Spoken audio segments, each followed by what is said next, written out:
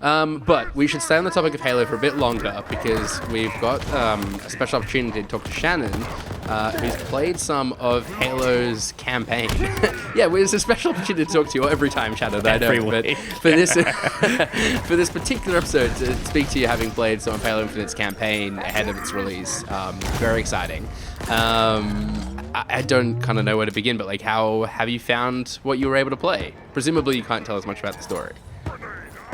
Yeah, I cannot for various reasons. No, I'll be honest in the fact that I've only played, I think, definitely 1 to 3 I played a lot of, like primarily 1 and 2, and I think I definitely played 4 and 5, but probably fell off a few hours in. But I think this definitely feels like a next-gen Halo game that fans of the original trilogy will like a lot.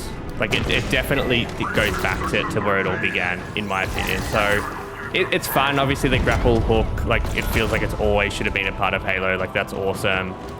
I think everything you expect to be there is there. The gunplay is awesome. It's unmatched. Story, whilst I didn't really understand it. This is very early in the story that I can talk about too. It's first 4 missions, the first 4 hours of the game, but I'd say it's an hour and a half of campaign missions, and then you get to the open world, which is probably the most interesting thing, given it's the first open world in a Halo game.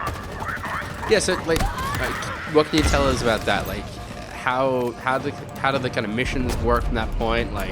Is it asking to go out and explore the world? Do you have a set waypoint? What sort of new opportunities does an open world setting kind of give you?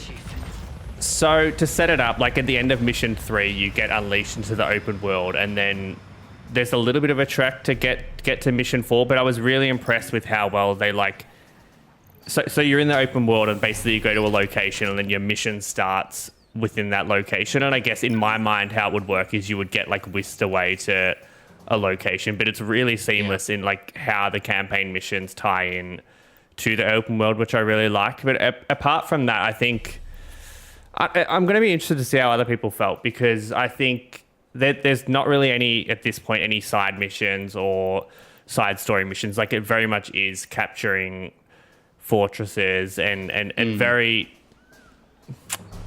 I don't want to say redundant, but it's very much just they've clearly kept the story separate to the open world, and I think the open world would be really fun in co-op, and it is fun to stuff around, but I just think it'd be way better to be able to go through that experience with friends, to be honest. So I think that'd be really, well, I know they're disappointed that co-op didn't make launch, because I just feel like that really would have taken that portion of the game to the next level. Obviously, we saw some concerns early on when we started seeing more of the campaign about the presentation, the graphical fidelity, that sort of thing. How is it looking now? Yeah, I thought that the reactions are pretty brutal. I think given this game is running at, I believe, 4K 60, and then I think 120 in performance mode, clearly performance was key to them. So I think things like the lighting and draw distance and character fidelity are better, but I don't think it looks if someone was to show me that original trailer now and say this is the game today, it does look fairly similar, which we expected, right? A year isn't enough to completely restart a project. It's about polishing. So it definitely looks and feels more polished, but don't expect something wildly different from what we saw. But I think it looks good. It looks fine. Nice. James, Brody, do you have any questions about the campaign? I think maybe I should ask you about the interview. What else did you glean from chatting to Staten?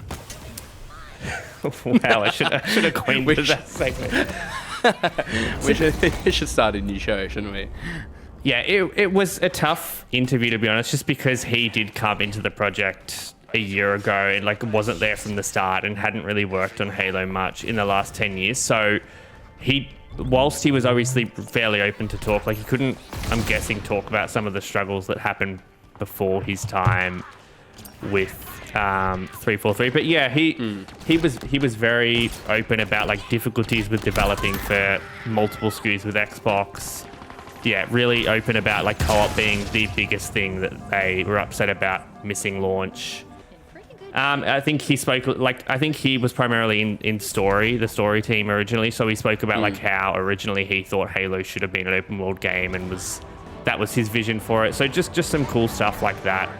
Nothing too groundbreaking, but yeah, he's obviously super passionate about the project, and I think that is one of the big reasons why we've seen like multiplayer be awesome on release. And I think the campaign, similarly, from what I've played, will also live up to people's expectations. So I really hope this turns things around for 343, because like 4 and 5, I think, really just kind of dampens people's faith and kind of trust in them taking the mantle over from Bungie. So hopefully this time around it's a different story.